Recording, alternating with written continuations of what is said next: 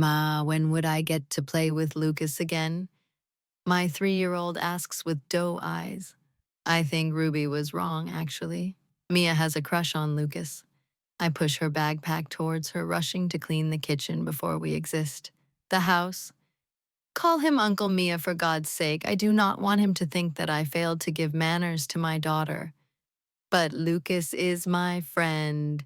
She pouts adorably. I turn to look at her. A smile paints my lips. Spare the poor guy. I joke and she rolls her eyes dramatically. Rude, mama, very rude. She complains before exiting the room, the sound of her footsteps stomping against the hard floor echoing in the empty house. So, are we playing the same game again? Lucas asks me when I hand him the files for today's meeting. I frown. What game? He wiggles his brows playfully at me. Boyfriend, girlfriend. I sigh. You are never going to forget about this, are you? I ask. Absolutely not, he announces and then adds with a sly smirk. It's not every day that you get to be fake boyfriend for your secretary. Glad to know that you find amusement in my misery. How can you be miserable when you have such a handsome boyfriend? He jokes, proudly, showing his face card off. Fake boyfriend, I reminded him. Let a guy be happy for a while. He pouts, feigning sadness. You mean delusional? I raise an eyebrow sarcastically. All right, get back to work, he announced, making me chuckle at his sudden way to end the conversation because he was losing the word battle. I turned around, reached the door, no, but before I could twist it to open the door, he called me. Emily. I paused, glancing at him over my shoulder, and raised an eyebrow in question. Mr. Nathan Parker is coming today for the meeting at 2 in the noon. He informs me. A mix of sympathy and understanding dawned upon his face before he added, It's okay if you do not want to join the meeting. Nathan might be my ex-husband, but the memories related to him are still fresh, as well as the wounds of his betrayal.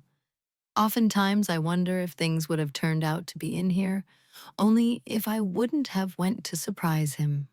I wonder if telling him about Mia would have been our second chance. I wonder if he wouldn't have turned to another woman to satisfy his sexual urges, only if I would have been a little more considerate of what he wanted. All these thoughts often keep my head occupied at night, making me restless and weigh down under the weight of multiple insecurities.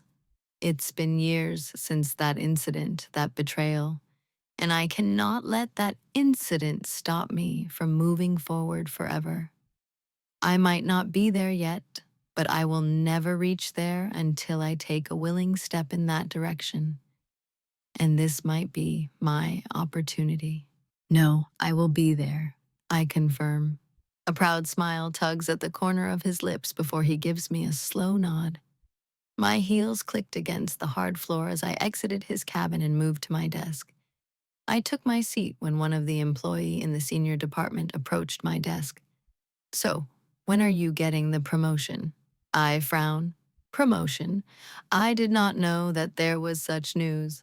She chuckles wickedly. Come on, Emily. Tilting her head sideways, she continues. You think we don't know about what's going on between you and boss? Huh? Confusion clouds my head as I ask, what are you talking about? Sliding her hand through her middle-length hair, she said, Stop acting. You are young and beautiful. For some reasons, her appreciation does not come across as an appreciation at all. You cannot possibly be discussing only business matters in there for hours, she remarks, and her words finally make sense. My teeth clenches together as I try my best to control my rage. Look, Oli. What's happening, ladies? My statement is cut off midway when Lucas appears behind Olivia. I rise from my seat, and Olivia turns around to face our boss with a sickening sweet smile, completely different from the one she greeted me with. Good morning, boss. Olivia greeted Lucas. He nods, taking steps forward until he was standing right next to my desk. What were you two talking about? He questions casually. I open my mouth to answer, but Olivia beat me to it for obvious reasons. We were just talking about weather and office. Is that so? He raises a perfectly arched eyebrow, eyes fleeting towards me for a brief second before returning to Olivia. Funny, I wasn't aware that Emily and I were part of the office weather forecast. Olivia's smile vanishes, and she freezes in her place as Lucas's lips curls in a slow and smug smile. It's not like that, sir. I was. If you're so eager to know about Emily and me, Olivia, you might want to take it up with me directly, he announced firmly with a hint of casualness in his tone. Olivia bows her head in apology and mutters, I apologize, sir. Lucas dismisses her with a wave of his hand, and she quickly scurries back to her desk, afraid for her job. Once left alone, Lucas turns to me with playful expressions. I was not sure if you want the staff to know that we are dating. My head snaps to him in shock. What, since when? The words escapes past my lips in a tone louder than I intended. Lucas chuckles. I mean fake dating. He clarified. You are going to give me a heart attack one day? I said as I arranged the files sequence-wise on my desk. He only laughs in response. Once done with my task, I face him with a genuine smile as I say, thank you. His brows pinches together as he asks, for what? For everything. I answer with a smile. You have done a lot for me. It's what a good boyfriend should do. He jokes, and I laugh softly, but then he murmured something under his breath, which sounded a lot like, besides, there is not much I wouldn't do for you anyway. He turns around, walking back to his cabin, while I am left behind, wondering if Ruby was right. You seem nervous, Lucas points out while we wait for Mr. Parker and his secretary in the meeting room for their arrival. They are 10 minutes late. Some things never change. He still does not value time. I force an awkward smile in hope to divert my head and not appear as nervous as I feel. It's not every day that I face my ex-husband for a business meeting. But you have already done the hard part. It's just you repeating the same again. He reminds me, but only if he know how I almost froze. My head flooded with his memories, with his betrayal, and then the woman by his side sent a bitter feeling within me. Anger coursed through my veins and the pain in my heart was mixed with rage, but the professional setting of the environment did not let me say all I had to say. Okay, fine, I couldn't say anything because I did not have the courage to. Easier said than done. I said, interlocking my hands together to stop them from fidgeting, but then my legs started bouncing under the table and I cursed internally. He leans back in his seat. A hint of amusement and curiosity glints in his eyes as he asks, You never told me why you two divorced. I paused. The legs stopped bouncing and my mouth dried as the reason for the divorce flashed like an old forgotten memory in my head. It is not worthy of talking about, I answered, forcing another awkward smile. He raised an intrigued eyebrow. Now I am curious. Leaning forward, he grows quite serious when he questions hesitantly, Did he not treat you right? I let out a humorless chuckle. Quite the opposite. My answer made him frown. Then what went wrong? I opened my mouth to answer, but the words never made it out of my mouth as the clients we were waiting for finally entered the room. Good afternoon, Mr. Carter. Nathan greeted my boss while I stood behind him silently. From the corner of my eyes, I stole a glance at him, and it would be a lie to say that he looks the same. No, he looks different. Very different. His body more muscular than before. The shirt hugs his muscles perfectly, and his jawline is more shaper. There are evident changes in his physique which makes him look more beautiful. If there is anything which is as before, then it's his eyes. Mia got her eyes from him, a shade blue, like ocean minimized itself to encompass in their eyes. How are you doing, miss? Emily. Nathan's voice pulled me out of my head, and I realized how much I missed hearing him call my name. It might make me look pathetic, but how can you simply get over a person you spent years loving? He became my world. How can one just move to another and forger about the previous one? I can feel Lucas's eyes on me, but I cannot bring myself to take my eyes off the man in front of me. I am good, Mr. Parker. The lie rolled off my tongue. I hope you are doing good as well, I added for the sake of professionalism, while in reality, I just hope that his heart tears apart whenever I cross his mind, just like he breaks my heart whenever I think about him. Shall we start with the meeting? Lucas's voice broke the intense eye contact and changed the tense air in the atmosphere. Shaking my head to get rid of all the absurd thoughts, I maintained a professional composure. Nathan nodded, and his secretary, looking as gorgeous as she did back then, settled down beside him. She looks same yet a little different. Maybe it's her outfit. She is wearing a white shirt, blue jeans, and her hair are secured up in a ponytail with big glasses on her eyes, which gives her a nerdy look, contrary to the little red outfit she was wearing 4 years ago. The meeting started, and the air shifted from tense to professionalism as they continued. But before we dive in, let's talk numbers. What's your projected return over the next 2 quarters? Nathan questions.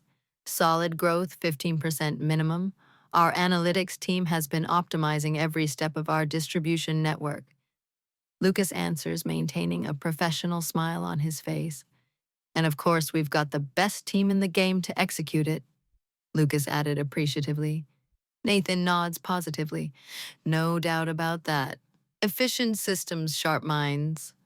He trailed off, and I don't know if it's me or his gaze actually flickered to me for quick seconds. Lucas brings his chair closer to me, reads the file I have kept open in front of my eyes before requesting, Emily, could you bring us the financial report for Q2? I give him a nod before pushing my chair back and exiting the office room to bring the file. The manager of the company, Ryan, rushed to me with a curious look. How is it going? He questioned. It just started, but we have signed the deal already. What are you so nervous about? Ryan smiles sheepishly. I really want to work with Mr. Parker. I raise a skeptical eyebrow. Why? Have you looked at the guy? He is the dream of every woman. And men as well, I think, I added suggestively as a teasing smile played on my lips. As expected, blood rushed to his cheeks, and I could not help but chuckle softly. All right, boss. Asked for this file, so I gotta go. With that said, I rushed inside the office meeting room where the meeting was in progress. Equal stakes, yes, but someone needs to steer the ship, I heard Nathan say as I entered the meeting room. The gaze of all 3 people in the room came instantly on me, and I forced a smile.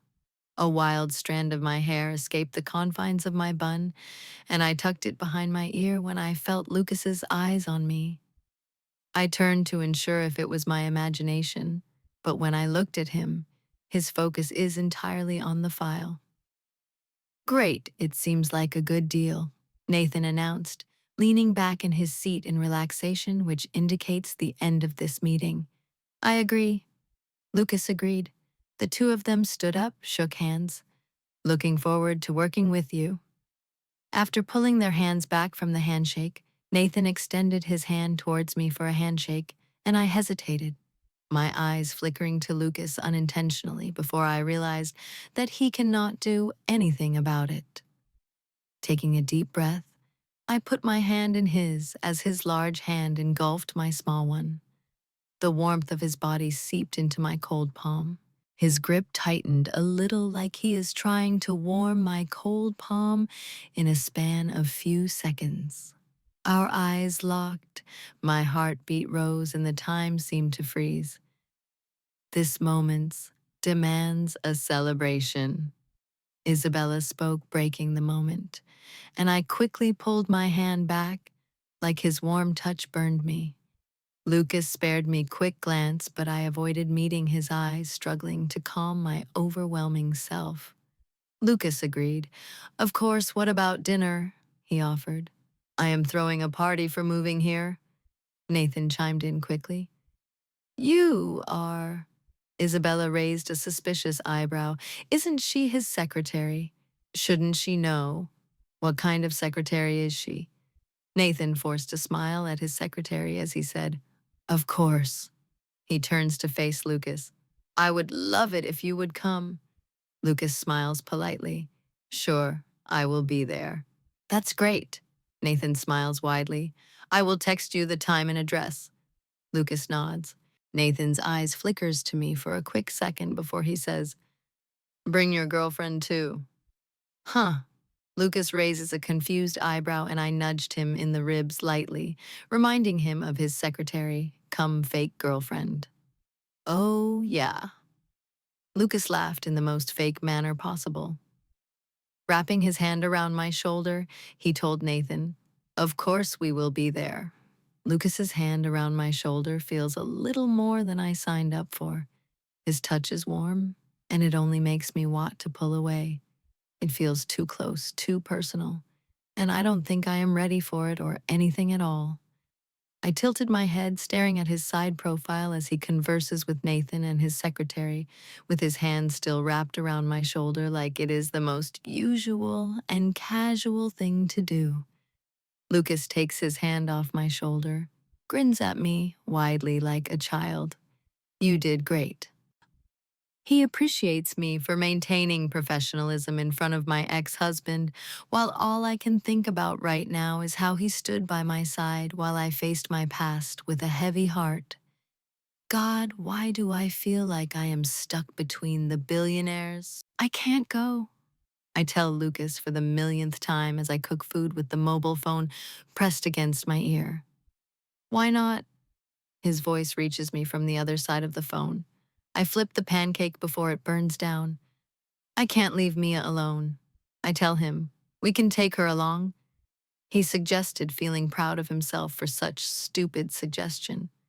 I turned the gas stove off, placed the pancake in the plate, and then answered him. Sure. Let's tell him about his 4-year-old daughter while we are at it.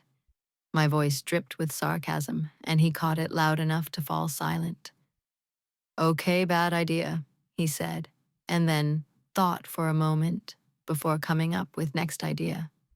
Where is Sophie? He asked. I am not going to disturb her, I tell him firmly. Okay, Lucas said. His agreement felt a little too suspicious, but then his next statement made sense for his previous one. I will then. With that said, he hung up the call before I could say anything, and the next thing I know is Sophie is playing with Mia in the living room. Get ready, Lucas will be here any minute now, Sophie says, urging me to hurry up. I give her an apologetic look. I did not give birth to Mia for Sophie to become her babysitter. Sophie has her own stuff to deal with, and it kills to me take such favors from her. I do not want her to suffer because of me, and knowing her, she will never say no, even if she is stuck with some urgent work. I am sorry, I apologized. I genuinely did not wanted to bother you on weekend, I added. Sophie gives me an assuring look. You should have. I would rather spend time with Mia than sulk in a corner of my room by myself. I love you, Sophie, my daughter announces in her chirpy voice before she throws her arms around her neck and hugs Sophie, making her chuckle. Sophie kisses the side of my daughter's head before pulling away and returning the affection. I love you too, baby. Sophie glances at me. The look of understanding in her eyes did little to calm my guilty self. Get ready. You have 10 minutes max. I force a nod along with a smile before returning to my room and changing into a long white frock with thin straps. It fits me perfectly around the waist before flowing around, reaching a little below my knees. I opted white flat sandals for my feet, and styled my hair in soft curls, letting them fall freely down my shoulders. I apply red lipstick curls my lashes and apply a minimal look to go with my outfit before taking one last confirmation look at myself in the mirror. Satisfied, I came out and saw Lucas helping Mia solve the puzzle she and Sophie were struggling with. Mia watches impressively, hearts in her eyes, but they were more focused at my boss than the puzzle. The sight brought a smile onto my lips. "Oh, she is here," Sophie announced, bringing me out of my thoughts and making me the center or everyone's attention. Lucas lifts his head. His eyes met mine and his eyes softened. The puzzle slipped from his hands, crashing against the floor with a clashing sound. His eyes does not move from my face, and the innocence in those big amber eyes makes my heart race. What's wrong with me? He is my boss. The one you called your fake boyfriend? A voice came from my subconscious. But boyfriend indeed. Another internal voice argued. I shook my head to get rid of these unholy thoughts and let my lips curl in a small smile as I reached them in few long strides. "Ma, you look pretty," my daughter compliments, and I feel a wave of confidence surge through my body as my smile widens. "Thank you, baby," I say, kissing her cheek. "Lucas, you can blink, she won't disappear." Sophie teased my boss, and I glared at her. I am certain that she is responsible for all the unholy thoughts bubbling in my head for my boss. Lucas snaps out of his daze and fake coughs. I was just starstruck, mesmerized.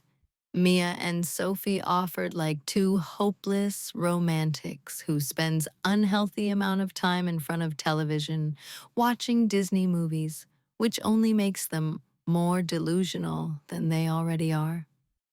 Sometimes Sophie's choice of movies and activities to do in free time makes me worry for my daughter's future. Thinking about something else, Lucas finished with a forced smile. Like, my daughter asked curiously. I'm sure work can never be this exciting, Sophie says with experience. Lucas gives her a forced smile, which drips with sarcasm as he answers her. It can be when you love doing what you do. What the hell is that supposed to mean? Sophie snaps, but Lucas does not entertain her with a proper argument as he asks me, shall we? I spare one last glance towards my best friend and daughter before nodding at him. He gestures me to take the lead, and I do not before bidding my two favorite persons bye and a good night. You look beautiful, Lucas said once we are settled in our seats in the car. Thank you, I say, and then take a look at the t-shirt and jeans he is wearing, which gives him a kind of casual yet handsome look, before adding, you don't look bad yourself. His playful mode returns as he slightly leans closer. Good enough to play your fake boyfriend?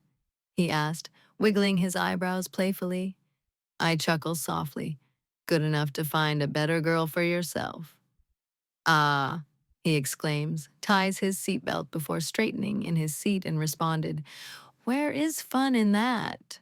I chuckled but did not say anything further as he drove away.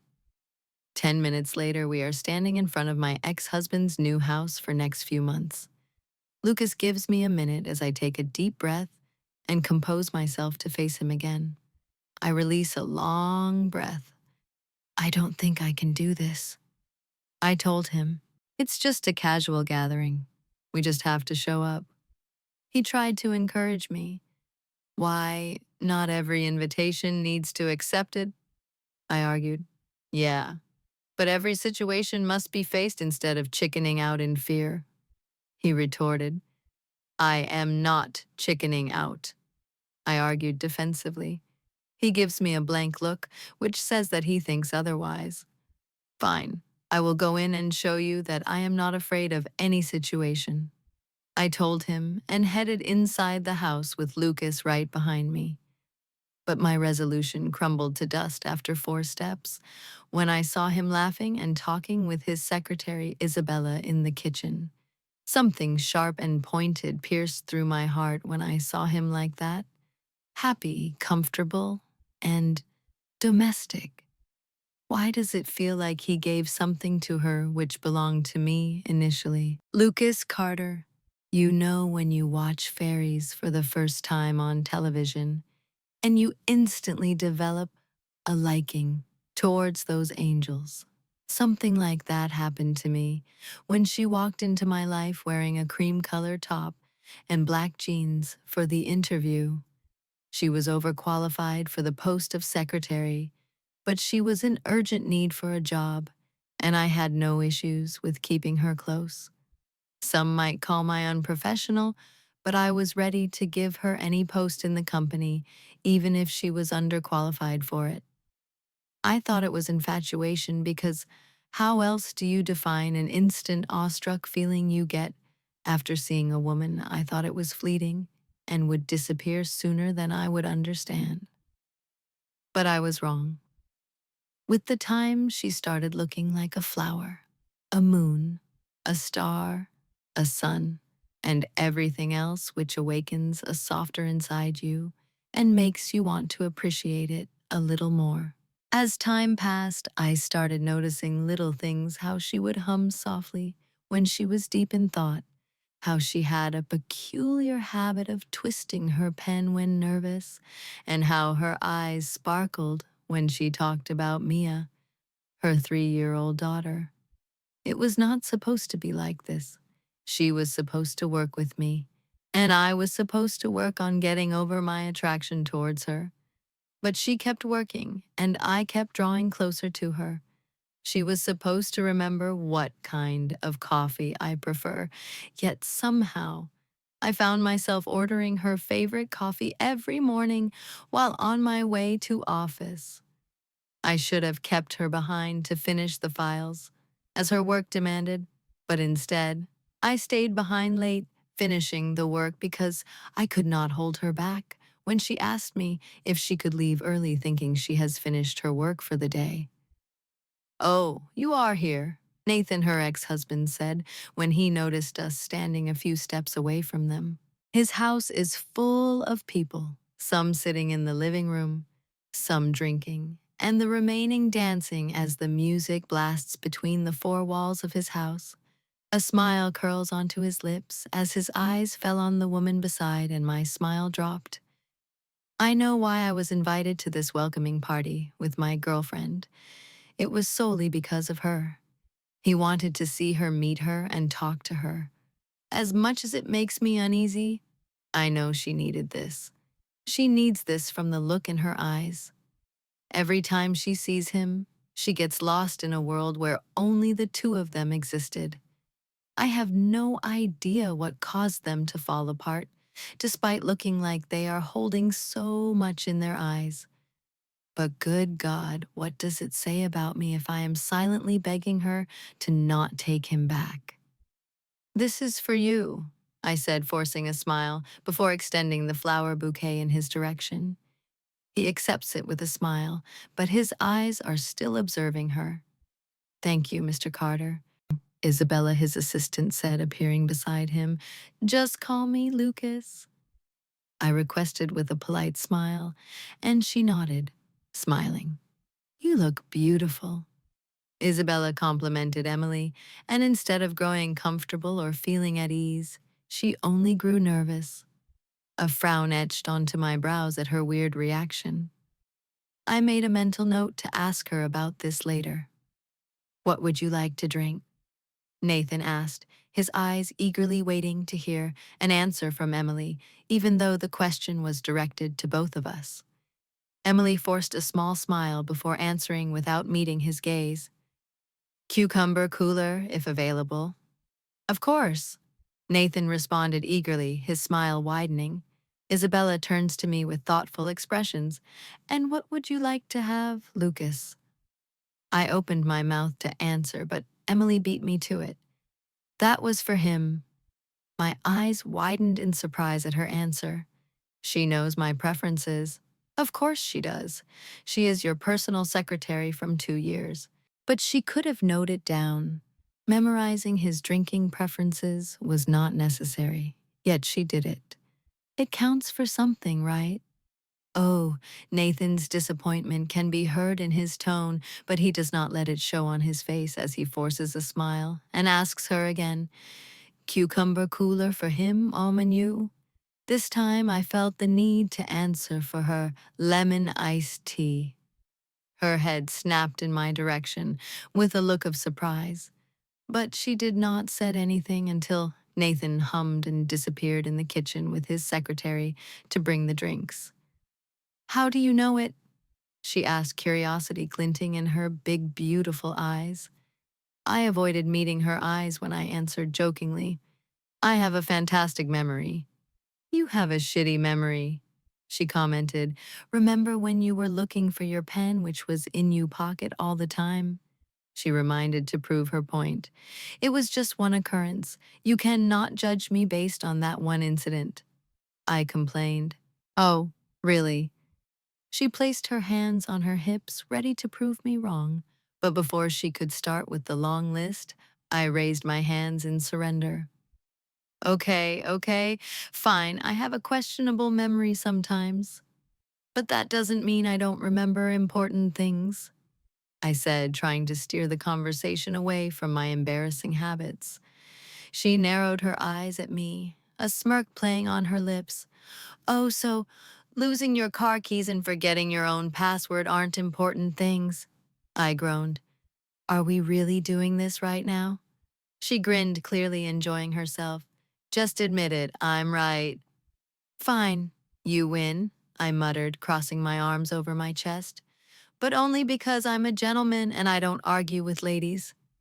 She burst out laughing, the sound light and melodic like soft music filling the quiet and empty room. When she smiles, I hold my breath and just watch her.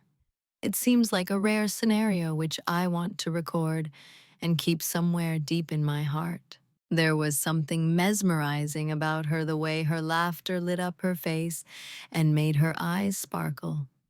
It was a rare kind of beauty, effortless, unpretentious, and entirely captivating. When she finally stopped laughing, she tilted her head and looked at me thoughtfully. You know, for someone who can't remember where they put their pen, you're oddly perceptive. How so? I asked, genuinely curious. She shrugged. You notice things about people, things most others miss. I only notice things about you.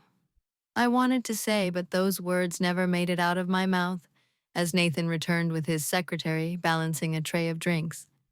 Your lemon iced tea, Nathan said, extending the cup towards her. I watched as she spared me one last lingering look before taking the cup from him. Their fingers touched, eyes met, and I blurred into the background while only the two of them stayed. I saw the way she looked at him, and I realized, no matter how much he hurt her, she would always choose the pain over the void. The party seems to be dragging for longer than I was intending to stay. I want nothing more than to leave this place right now, but Lucas seems to be enjoying himself. He is seated with a few other businessmen and women who are discussing things which are as boring for me as watching the paint dry. So I take another cup of lemon iced tea from the kitchen and headed out in the open space to get some fresh air. I took a sip of the tea, which makes me grimace, but I don't hide the displeasure on my face in alone. I brought the cup of tea to my lips, but froze midway when a familiar voice reached my ears from behind. We have other options for non-alcoholic drinks. You don't have to force yourself to drink something you certainly don't like. I turned around, leaning against the railing behind me. I faced my ex-husband, who said I don't like it. I said, gesturing towards the cup of tea in my hands. He closed the distance between us in few steps and stood in front of me. The face you made after a sip gave it away. I would not have took another one if I did not like it. I answered back, feeling the need to prove him wrong. Maybe you are drinking it because your boyfriend asked for it for you, he challenged. And why is that any of your concern? I challenged. Because I know you. You never liked this. Maybe my taste changed. Or maybe you are trying to justify your boyfriend's lack of interest in you, he commented. His words did a damage sharper than I thought it could. My self-consciousness made me want to ask more questions. More questions rose in my head, and I inhaled a deep breath to suck in my bloated stomach. Does it look weird? Do I look ugly? All these questions clouded my head. Maybe you should focus more on your relationship than mine. I jabbed my words come out bitter, which only seemed to satisfy him. Nathan smiled. Those ocean blue eyes reminds me of Mia. She must have went to sleep, that is, if Sophie acted as a mature adult and considered her bedtime more important than watching the same Disney movie for 100th time. It's necessary to have one in the first place. His words brings me back to the reality. My eyes moved to his face, and I noticed the way a few wild strands fell over his forehead long enough to reach his eyebrows. I frowned. His response added to my confusion. What is that supposed to mean? He shrugs and takes a sip of his drink. I am single, Emily. Have been for 4 years. The little piece of information did not ease the nervousness in my heart. It only made me more anxious. How can he be single? What about Isabella? Is he lying to me? Is it some sort of joke? With the level of comfort he shares with her, he certainly does not look single. Why is it? I start to speak, but then Lucas's voice cuts me off. Emily, my head snaps to look at him. Yeah. Shall we leave? He asks politely. His gaze flickers to Nathan for a few seconds, and knowing look passes between them. I fail to understand what are they thinking about. I decided to diffuse the tension in the atmosphere when I answered Lucas. Sure, I was waiting for you. With that said, I head towards him. Lucas thanks Nathan for having us over before taking the half cup of lemon iced tea from my hands and placed it on the empty counter before guiding me out of the house. You should have told me if you wanted to leave before, Lucas said when we sat inside the car. I secured my seatbelt in place as he put the car in ignition while I answered, I did not wanted to disturb you. You seem to be enjoying yourself. There must be something wrong with your eyes because as soon as I sat with them, I couldn't wait to leave. He answered back, surprising me. You should engage more with the girls or you will never find a suitable pair. I suggested, resting my interlaced hands in my lap. He chuckles softly and says with his eyes on the road, You are quite a progressive girlfriend who is telling her own boyfriend to meet new girls. I couldn't help but laugh as I played along. I am being generous. Sharing is caring, right? He looks at me and fakes a hurtful look. What happened to exclusivity? I shrugged, looking on the road ahead. Exclusivity is overrated. Besides, I thought we were just friends with benefits, not a forever and always situation. He let out a dramatic sigh, leaning back in his seat. So now I'm just some benefit to you. That's harsh. He takes the next turn, handling the steering wheel with one hand, only his eyes focused on the path ahead when he asked, Want to eat ice cream right now? Yes, Emily, right now, he repeated, emphasizing on the words. Don't you think it's quite late? I pointed out hesitantly. Don't you think an ice cream will do no harm? He countered. I roll my eyes. Please try bearing with cough and cold for a day. I am a human, Emily. I have done it plenty of times. He reminded me that cough and cold is not something any human being can escape. Besides, ice cream makes it all worth it. He shrugged, clicking his tongue as he parked the car near the ice cream parlor he had noticed from afar. You would rather suffer through it all than avoid it when you can? I asked, and he paused while unclipping his seatbelt. A smile lifted the corner of his lips, which did not quite reach eyes. His amber eyes met mine. The expressions on his face changed, and I felt my heart race again. I tried to understand what he was trying to say, what he was feeling. Good God, the sorted out, gentle, and understanding man now suddenly looked like an enigma to me. Those eyes, like the color of ancient gold, the first rays of dawn breaking through a mist, blurs the world around us. He has such eyes. Or maybe it's what he holds in his eyes, which makes everyone drop whatever they're doing and solve what kind of enigma this man is. I never felt the need to do this before. I never felt so compelled to look into his eyes. Then why do I suddenly feel like I have no control over my own eyes anymore? Maybe because I never looked, really looked in his eyes. I cannot decide if it was a good thing or not. The sweetness may be brief, but the memory of it endures even through the ache. It somehow feels worth it, doesn't it? He stated. And even though we were talking about ice cream, it looks like he is talking about something I am oblivious to. I want to ask him what it is. The words are on the tip of my tongue, but somehow they never made it past my lips. Opening the door of the car, he steps out it and rests his forearm on the roof of the car before leaning down as he confirms, "Chocolate, right?" My lips parts in surprise, but I only answer him with a nod. Nodding back, he closes the car door shut, and I watch his cross the road as he runs towards the other side of the door. My eyes followed him until he disappeared inside the ice cream parlor.